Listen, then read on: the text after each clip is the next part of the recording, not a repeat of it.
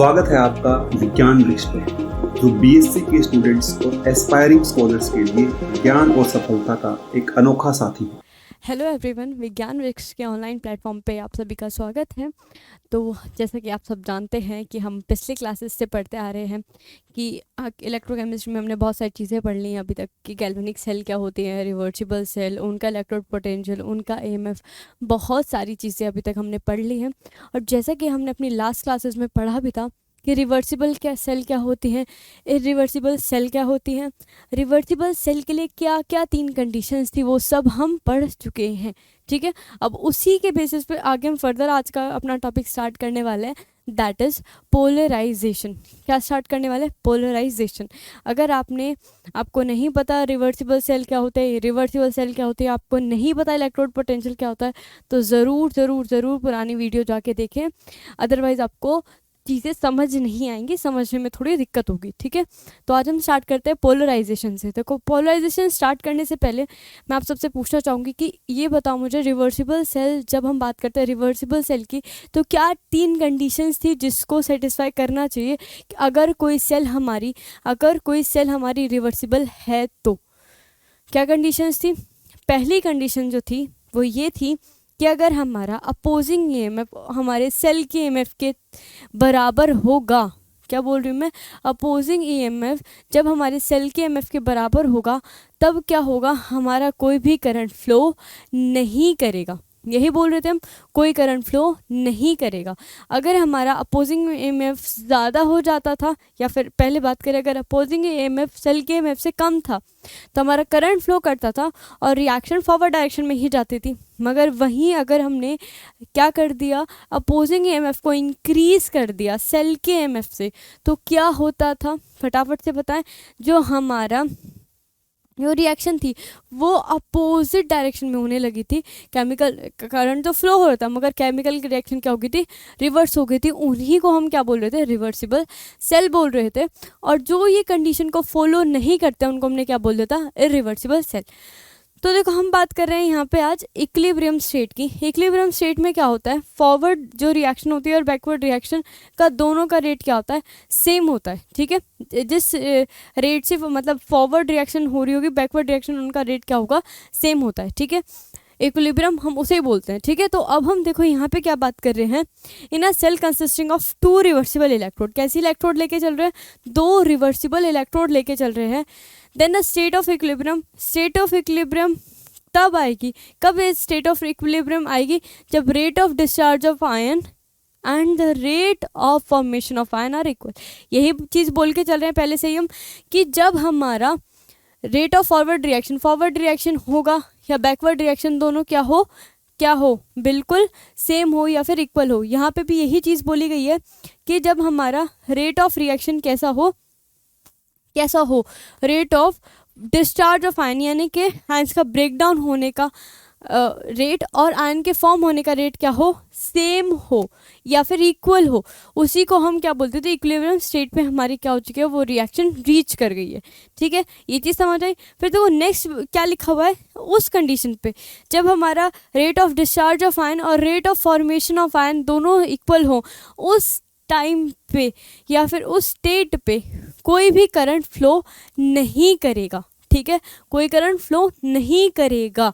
ठीक है, तो अब देखो फर्दर क्या लिखा हुआ है कि अगर देखो पोलराइजेशन की हम बात कर रहे हैं, तो पोलराइजेशन में क्या लिखा है कि अगर हम किसी तरीके से उस इक्विलिब्रियम को डिस्टर्ब कर देते हैं, कि इक्विलिब्रियम डिस्टर्ब करने का मतलब क्या है? या तो रेट ऑफ डिस्चार्ज बढ़ जाए या फिर रेट ऑफ फॉर्मेशन बढ़ जाए। उस केसेस पे जो हमारा दोनों रेट हैं वो क्या नहीं होंगे? इक्वल नहीं होंगे, और उस केसेस पे कुछ अमाउंट ऑफ करंट फ्लो करने लग जाएगा। ठीक है, तो क्या बोला है मैंने कि अगर हम क्या करते हैं? हम इक्विलिब्रियम डिस्टर्ब कर देते हैं। ठीक है, तो हम इक्विलिब्रियम डिस्टर्ब करने का मतलब है rate of formation of ions will not equal to rate of discharge of ions. ठीक है, इक्विलिब्रियम डिस्टर्ब कर दिया तो करंट फ्लो होने लग जाएगा। क्या होने लग जाएगा? करंट होने लग जाएगा। इसी को हम क्या बोल देते हैं? इसी को हम क्या बोल देते हैं? पोलराइजेशन। ठीक है, कहने का मतलब देखो नेक्स्ट पॉइंट में यही लिखा हुआ है कि इफ इक्विलिब्रियम गेट डिस्टर्ब, अगर इक्विलिब्रियम को हमने डिस्टर्ब कर दिया, when the rate of polarization क्या नहीं हो, rate of discharge of ions is not equal to rate of formation of ions. यही बात अभी करिए कि रेट ऑफ डिस्चार्ज यानी कि डिस्चार्ज यानी कि ब्रेक डाउन ऑफ आयंस नहीं होगा, इक्वल किसके नहीं होगा, आयंस के फॉर्मेशन के रेट के। एंड करंट में फ्लो थ्रू द सेल। देखो डिस्चार्ज ऑफ आयन का मतलब क्या है कि आयन देखो फॉर्मेशन, रेट ऑफ फॉर्मेशन से मतलब समझ आ रहा है कि आयंस फॉर्म हो रहे हैं, यानी कि जो भी हमारा इलेक्ट्रोलाइट है ब्रेक डाउन हो रहा है, वो क्या फॉर्म कर रहा है, आयन फॉर्म कर रहा है। और rate of discharge of ion का मतलब क्या है कि आयन या तो इलेक्ट्रॉन गेन कर रहा है या फिर क्या हो रहा है, मतलब जो उसके ऊपर चार्ज है वो डिस्चार्ज हो रहा है, वो डिस्चार्ज हो रहा है, ठीक है, उस पर कोई अब चार्ज नहीं रहे, ठीक है। तो ये दोनों क्या हो, ये दोनों क्या ना हो, इक्वल ना हो, क्योंकि इक्विलिब्रियम क्या हो गया है, डिस्टर्ब हो गया है। तो ये क्या लिखा है, नेक्स्ट लाइन से क्या लिखा है कि पोलराइजेशन, इलेक्ट्रॉन पोलराइजेशन क्या होता है, डिस्टर्बेंस इन इक्विलिब्रियम, इक्विलिब्रियम का डिस्टर्बेंस जिसकी वजह से करंट फ्लो होने लग जाए, उसे ही हम क्या बोल देते हैं, इलेक्ट्रोड पोलराइजेशन, ठीक है, क्या बोल देते हैं, इलेक्ट्रोड पोलराइजेशन। यही चीज़ लिखी हुई है, electrode polarisation is the disturbance of equilibrium. किसका disturbance, disturbance of equilibrium associated with the flow of current. किसके साथ एसोसिएटेड है, करंट के, मतलब क्योंकि इक्विलिब्रियम डिस्टर्ब होने से क्या हो रहा है, हमारा करंट फ्लो होने लग गया। किसकी वजह से, अगर हम इक्विलिब्रियम डिस्टर्ब कर रहे हैं तो उसे हम क्या बोल देते हैं, इलेक्ट्रोड पोलराइजेशन।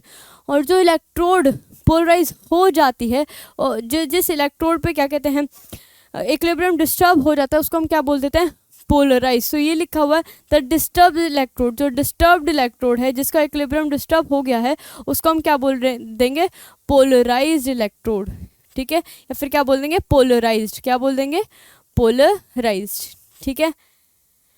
एंड ये कैसे भी, अब देखो क्योंकि हम क्या बोल रहे हैं, इक्विलिब्रियम कंडीशन पे कोई करंट फ्लो नहीं होना चाहिए, मगर यहाँ पे इक्विलिब्रियम कंडीशन पे भी क्या हो रहा है, करंट फ्लो हो रहा है। और ये इलेक्ट्रोड कैसे बिहेव करेंगी, इररिवर्सिबल इलेक्ट्रोड की तरह। कैसे बिहेव करेगी, इररिवर्सिबल इलेक्ट्रोड की तरह, ठीक है। तो हमने 3 टर्म अभी पढ़ी हैं, 3 टर्म कौन कौन सी पढ़ ली। सबसे पहले तो हमने पढ़ा है कि पोलराइजेशन क्या होता है, पोलराइजेशन होता है इक्विलिब्रियम डिस्टर्ब होने की वजह से करंट का फ्लो होना ही हम क्या बोलते हैं, इलेक्ट्रोड पोलराइजेशन। फिर जिस इलेक्ट्रोड का इक्विलिब्रियम डिस्टर्ब हुआ है उसको ही हम क्या बोल देते हैं, पोलराइज्ड, ठीक है। जिस इलेक्ट्रोड ने, या तो फिर जिस इलेक्ट्रोड की वजह से पोलराइजेशन आया, ठीक है, उसी डिस्टर्ब इलेक्ट्रोड को हम क्या बोल देते हैं, पोलराइज। फिर उसके बाद हमने क्या पढ़ा, फिर उसके बाद हमने क्या नाम दिया कि ये इलेक्ट्रोड किस तरीके से बिहेव करते हैं, एज एन इरिवर्सिबल इलेक्ट्रोड की तरह बिहेव करती हैं, ठीक है। अब जो हमारी पोलराइजेशन है, वो पोलराइजेशन 2 तरीके का होता है, एक कंसंट्रेशन पोलराइजेशन और एक ओवर वोल्टेज। कौन कौन से तरीके का होता है, कंसंट्रेशन पोलराइजेशन और ओवर वोल्टेज, ठीक है। तो आज जो हम डिस्कस करेंगे, आज हम डिस्कस करने वाले हैं कि कंसंट्रेशन पोलराइजेशन क्या होता है। देखो पोलराइजेशन बिल्कुल सिंपल सी चीज़ समझ रही है, हम पहले से ही बोलते आ रहे हैं कि अगर हमारा इक्विलिब्रियम है तो रेट ऑफ फॉर्मेशन आयन जिस तरीके, मतलब अगर हमारा इलेक्ट्रोलाइट है वो ब्रेक होकर आयन्स बना रहा है, तो जितना रेट उसका होगा उतना ही रेट होगा डिस्चार्ज ऑफ आयन, यानी कि आयन का डिस्चार्ज से, मतलब शॉर्ट फॉर्म में अगर याद रखना चाहो तो डिस्चार्ज से समझ लो कि डिस्चार्ज, चार्ज क्या हो रहा है, गायब हो रहा है, डिस हो रहा है, गायब हो रहा है, ठीक है। तो क्या हो रहा है, चार्ज आयंस के ऊपर क्या हो रहा है, गायब हो रहा है, यानी कि आयंस का फॉर्मेशन और डिस्चार्ज ऑफ आयन अगर सेम है, सेम डायरेक्शन में, फॉरवर्ड डायरेक्शन में, बैकवर्ड डायरेक्शन में सेम है। जब हम अगर आप टग ऑफ वॉर की बात कर लो, एक एग्जांपल लेके चलते हैं, अगर टग ऑफ वॉर की हम बात कर रहे होते हैं तो वहाँ से जो, अगर हमारी जो अपोजिशन टीम से अगर उनके अंदर इक्वल स्ट्रेंथ है, इक्वल पावर है, तो जो उनकी तरफ से फोर्स लग रही होगी वो दोनों साइड ही क्या होगी, इक्वल होगी, ठीक है। दोनों साइड ही एकदम से खींचातानी चली होगी, बिल्कुल इक्वली मुठभेड़ हो रही होगी, इक्वल स्ट्रेंथ लग रही होगी, इक्वल फोर्स लग रही होगी। उस टाइम पे ना तो इस तरफ ए टीम की तरफ ज़्यादा फोर्स होगी, ना बी टीम की तरफ फोर्स होगी। अगर किसी एक की भी फोर्स ज़्यादा होगी तो दूसरी टीम जो है उसकी तरफ खींच जाएगी। तो यही चीज़ इतना ही समझ लो कि अगर हमारा इक्विलिब्रियम स्टैब्लिश है तो फॉर्मेशन और डिस्चार्ज दोनों क्या है, इक्वल है। इक्वल क्या लग रहा है, फोर्स लग रही है, ठीक है।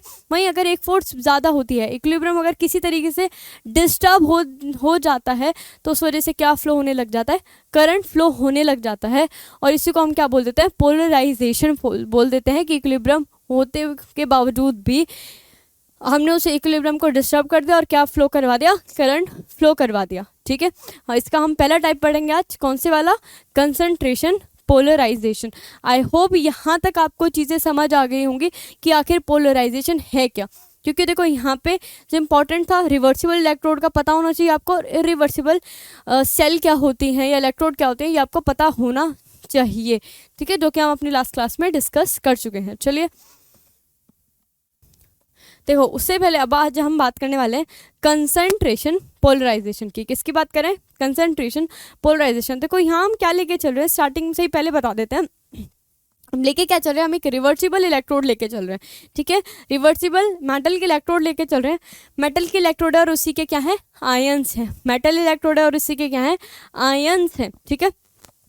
तो अब क्या करें हम नर्स इक्वेशन, देखो नर्स इक्वेशन पे हम पढ़ चुके हैं, पहले पढ़ चुके हैं नर्स इक्वेशन क्या है, क्या उसकी एप्लीकेशन है।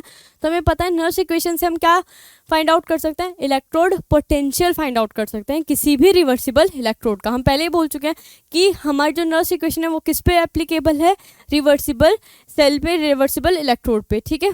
तो हम किसी भी रिवर्सिबल सेल के लिए क्या फाइंड आउट कर सकते हैं, नर्स इक्वेशन से इलेक्ट्रोड पोटेंशियल की वैल्यू फाइंड आउट कर सकते हैं, ठीक है। तो अब देखो हम क्या कर रहे हैं, हमने जो अपनी मेटल की इलेक्ट्रोड ली है और क्या लिया है, उसके आयंस लिए या इलेक्ट्रोलाइटिक सॉल्यूशन लिया है, उसको क्या बना दिया, कैथोड बना दिया। पहले केस में क्या बना दिया, कैथोड। अब हमें पता है कैट रेड, कैट पे रेडियन के कैथोड पे क्या होता है, रिडक्शन, कैथोड पे क्या होता है, रिडक्शन। तो कैथोड पे क्या हो रहा होगा, अगर हमने उसको क्या बना दिया कैथोड, तो सिंपल सी बात है कि उस मेटल पे, उस मेटल के इलेक्ट्रोड पे क्या हो रहा होगा, रिडक्शन हो रहा होगा। रिडक्शन होने का मतलब क्या है कि जो सॉल्यूशन में,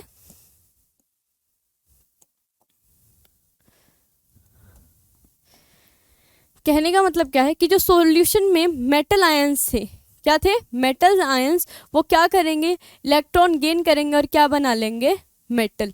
यही होती है हमारी रिडक्शन रिएक्शन, कि गेन ऑफ इलेक्ट्रॉन ही क्या बुलाया जाता है, रिडक्शन रिएक्शन। तो इस तरीके की कुछ क्या होगी, हमारी रिएक्शन होगी। तो यही चीज़ लिखी हुई है कि इलेक्ट्रोलाइटिक सेल की बात कर रहे हैं। इलेक्ट्रोलाइटिक सेल पता है हमें, केमिकल, हमने दो तरीके की सेल पढ़ी थी, कौन सी, गैल्वेनिक सेल और इलेक्ट्रोलाइटिक सेल। इलेक्ट्रोलाइटिक सेल में क्या था कि हमारी इलेक्ट्रिकल एनर्जी किस में कन्वर्ट हो रही थी, केमिकल एनर्जी, यानी कि क्या हो रहा था, इलेक्ट्रोलिसिस हो रहा था, यानी कि डिकम्पोजिशन हो रहा था किसका, इलेक्ट्रोलाइट का। तो यही चीज़ें बोल रहे हैं कि जब हम वोल्टेज जो अप्लाई करते हैं बाहर से, ग्रेटर हो किससे, रिवर्सिबल इलेक्ट्रोड पोटेंशियल से, तब ये क्या होगा, क्या बोल रहे हैं, देखो दोबारा से बोलते हैं, क्या बोल रहे हैं, ये दो कंडीशन इन्होंने क्या रखी है। पहली कंडीशन इन्होंने ये रखी है कि जब हमारी सेल क्या हो, कैसी हो, रिवर्सिबल हो, ठीक है, रिवर्सिबल और कैसी हो, इलेक्ट्रोलिटिक सेल हो, इलेक्ट्रोलिटिक सेल हो, और उस केस में क्या हो कि हमारा जो हम वोल्टेज अप्लाई कर रहे हैं वो ज़्यादा हो। यही चीज़ लिखी हुई है, ये रहा, potential just greater than it's reversible electrode potential, जो उसका पोटेंशियल हो थोड़ा ज़्यादा हो किससे, रिवर्सिबल इलेक्ट्रोड पोटेंशियल से। और वहाँ पे हम क्या बोल रहे हैं कि कैथोड बनाया गया उस सेल को जहाँ पे क्या हो रहा है, रिडक्शन हो रहा होगा। किसकी बात कर रहे हैं यहाँ पे, इलेक्ट्रोलिटिक सेल की, ठीक है। यहाँ पे अपोजिंग ईएमएफ की बात नहीं कर रहे हैं, ये ध्यान रखना, ठीक है आप, ठीक है। तो रिएक्शन क्या हो रही होगी हमारी, रिएक्शन देखो, अगर आपको कन्फ्यूजन हो सकता है तो इस बात में हो सकता है कि अगर हम ईएमएफ ज़्यादा अप्लाई करते हैं, ठीक है, तो उसके केस में रिवर्स रिएक्शन होने लग जाती है। मगर वहाँ पे बात करते हैं हम अपोजिंग ईएमएफ की, ठीक है, अपोजिंग ईएमएफ अगर हमारा ज़्यादा होता है, यहाँ पे जो ईएमएफ है वो सेल के ईएमएफ के डायरेक्शन में, सेम ही डायरेक्शन में होता है, ठीक है। तो यहाँ पे अगर हम रिवर्सिबल, जो हम बाहर से जो पोटेंशियल अप्लाई कर रहे हैं वो रिवर्सिबल से थोड़ा ज़्यादा होता है, तो रिएक्शन क्या होगी हमारी कि जो मेटल आयंस थे, कहाँ पे, सॉल्यूशन में जो मेटल आयंस थे, वो क्या करेंगे, इलेक्ट्रॉन गेन करेंगे और क्या फॉर्म कर लेंगे, मेटल और सॉलिड फॉर्म में। यही कुछ रिएक्शन होगी। अब देखो ये क्या होने लग जाएगा, जो कंसंट्रेशन है क्या होने लग जाएगी, मेटल आयन की, वो क्या होने लग जाएगी उस बीकर में, कम होने लग जाएगी, ठीक है, क्या होने लग जाएगी, कम होने लग जाएगी, बिकॉज वहाँ पे कैथोड और मतलब रिडक्शन हो रहा है। तो मेटल आयन ज़्यादा से ज़्यादा क्या करने की कोशिश करेंगे, इलेक्ट्रॉन गेन करने की कोशिश करेंगे और क्या डिपॉजिट होने लग जाएंगे, इलेक्ट्रोड पे सॉलिड फॉर्म में क्या होने लग जाएंगे, डिपॉजिट होने लग जाएंगे। अगर ये जो लॉस हो रहा है मेटल आयन का, अगर और अब जो सॉल्यूशन में जितने भी मेटल आयंस हैं अगर वो डिस्चार्ज नहीं हो मतलब ब्रेक डाउन नहीं हो पा रहे हैं, ठीक है, या फिर क्योंकि डिस्चार्ज ज़्यादा हो रहा है, यानी कि क्या हो रहा है, इलेक्ट्रॉन गेन कर रहा है, मतलब मेटल क्या कर रहा है, इलेक्ट्रॉन मेटल आयन क्या कर रहा है, इलेक्ट्रॉन गेन कर रहा है, डिस्चार्ज हो रहा है, ठीक है, डिस्चार्ज का रेट ज़्यादा होगा। उस केस में क्या हो रहा है कि मेटल आयन की जो सॉल्यूशन में है कंसनट्रेशन वो क्या हो रही है, कम हो रही है।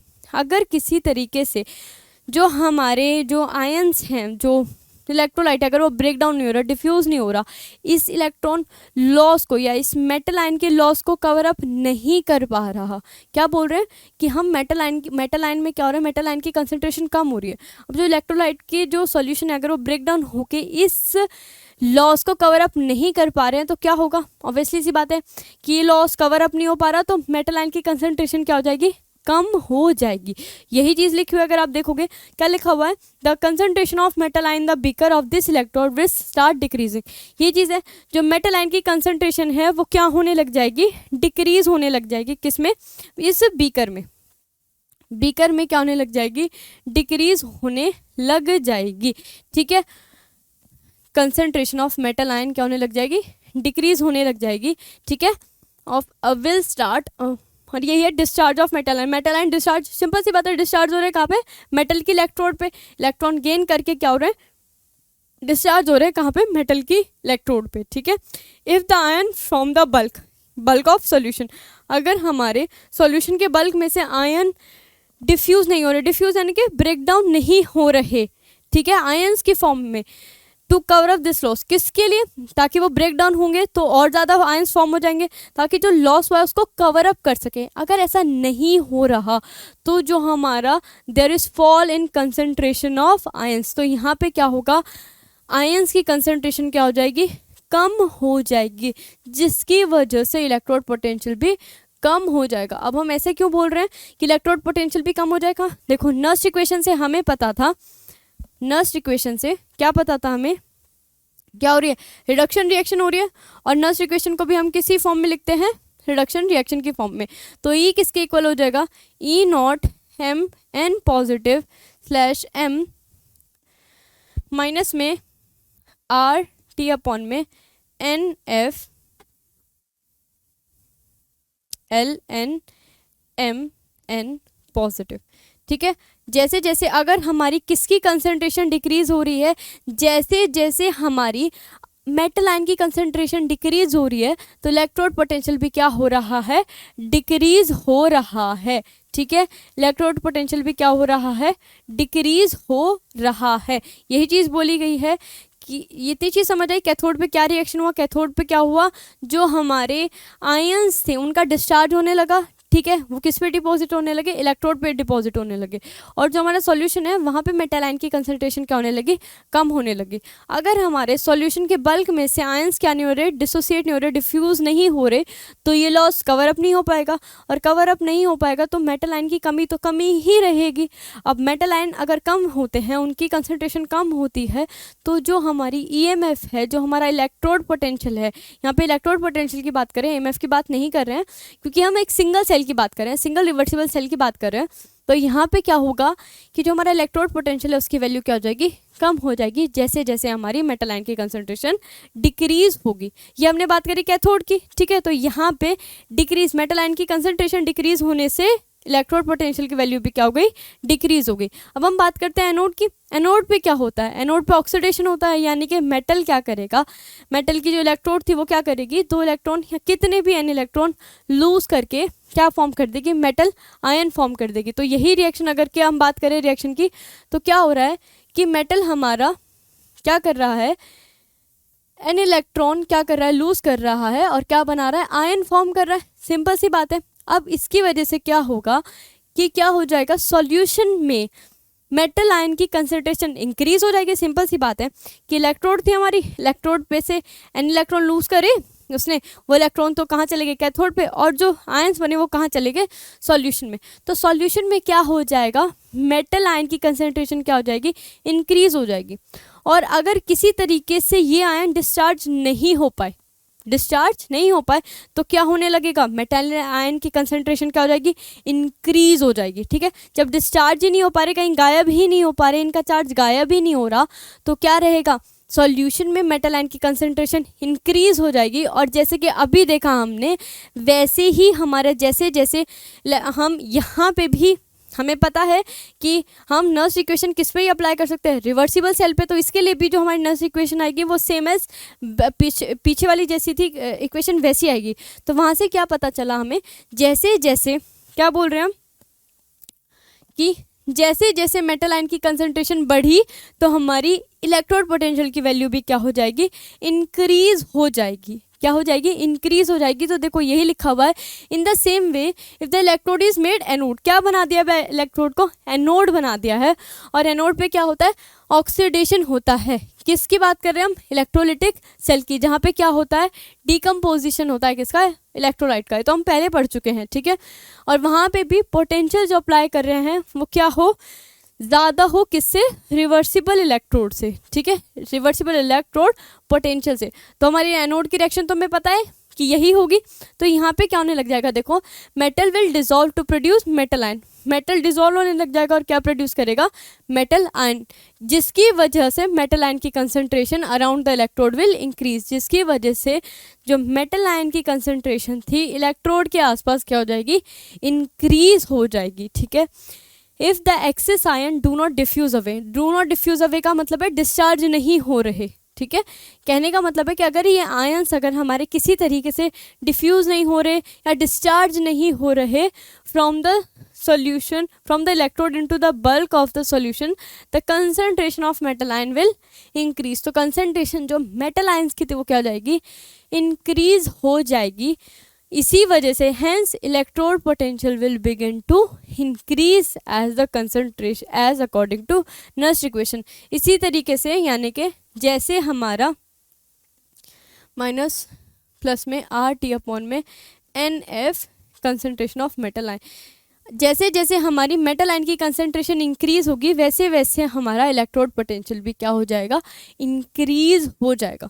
तो हमने एनोड की बात कर ली, कैथोड की बात कर ली। कैथोड पे क्या हो रहा था, मेटल आयन की कंसंट्रेशन डिक्रीज हो रही थी और डिक्रीज होने की वजह से क्या हो रहा था, ईएमएफ जो था, इलेक्ट्रोड पोटेंशियल था वो क्या हो रहा था, डिक्रीज हो रहा था। वहीं अगर एनोड की बात कर रहे हैं तो वहाँ पे मेटल आयन की कंसंट्रेशन क्या हो गई थी, इंक्रीज हो गई थी। और मेटल आयन की कंसंट्रेशन इंक्रीज हुई तो क्या हुआ, हमारा इलेक्ट्रोड पोटेंशियल भी क्या हो गया, इंक्रीज हो गया। ठीक है, यहाँ तक चीज़ समझ आई। अब देखो यही लिखा हुआ है, इंक्रीज और decrease in value of electrode potential. Electrode potential की वैल्यू इंक्रीज हो या डिक्रीज हो किस वजह से, due to change in concentration, यानी कि या तो इंक्रीज या फिर डिक्रीज होना किसकी, मेटल आयन की कंसंट्रेशन की वजह से। उसे ही हम क्या बोल रहे हैं, उसे हम क्या बोल रहे हैं, इलेक्ट्रोड कंसंट्रेशन पोलराइजेशन। दोबारा से पढ़ते क्या लिखा हुआ है, देखो यहाँ पे, द इंक्रीज और decrease in the value of electrode potential.